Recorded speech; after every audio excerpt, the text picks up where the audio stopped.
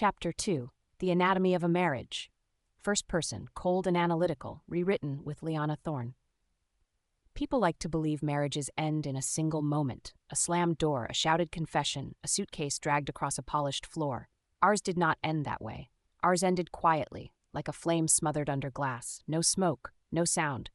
Just the slow suffocation of something that once burned. I did not love Alistair less than I once had. I simply understood him more.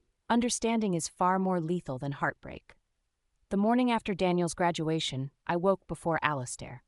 He slept on his side, one arm draped across the pillow where I used to lie. His breathing was steady, untroubled. He looked peaceful, innocent even. But innocence is a performance, and Alistair had always been an exceptional performer. I watched him for a moment, studying the faint lines around his eyes, the crease between his brows. Signs of age, signs of stress, signs of a man who had built his life on the illusion of control.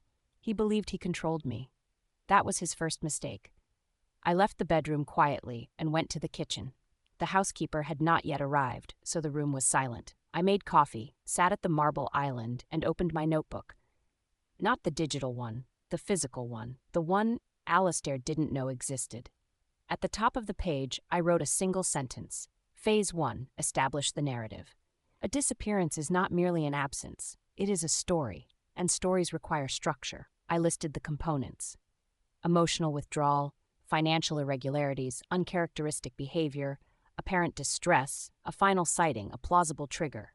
Each item would need to be crafted carefully, subtly, believably. Too much drama would raise suspicion. Too little would be dismissed. The key was balance.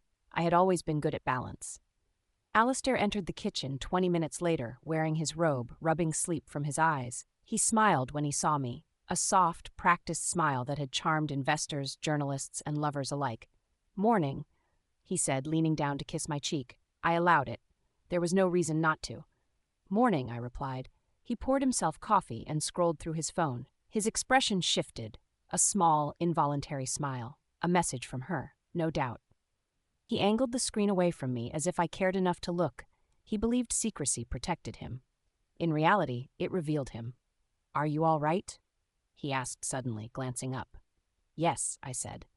"You seem distant." "I'm tired." He nodded, accepting the explanation. He always accepted the explanations that required the least effort. That was his second mistake. After breakfast, he left for the office. A meeting with investors, he said. A meeting with her, I assumed. I watched him leave, watched the way he adjusted his tie in the hallway mirror, watched the way he checked his reflection twice. Vanity is a form of insecurity. Insecurity is a form of weakness. When the door closed behind him, I began. I started with the bank accounts. Alistair had always assumed I was financially naive. He believed that because he earned more, he understood more. He believed that because he managed the investments, he controlled the assets. He believed that because he had power in the public sphere, he had power in the private one. He was wrong. I accessed the accounts he didn't know I monitored. I reviewed the transfers he thought were invisible. I traced the payments to shell companies, to consulting firms, to research initiatives that existed only on paper. He had been siphoning money for months, perhaps years.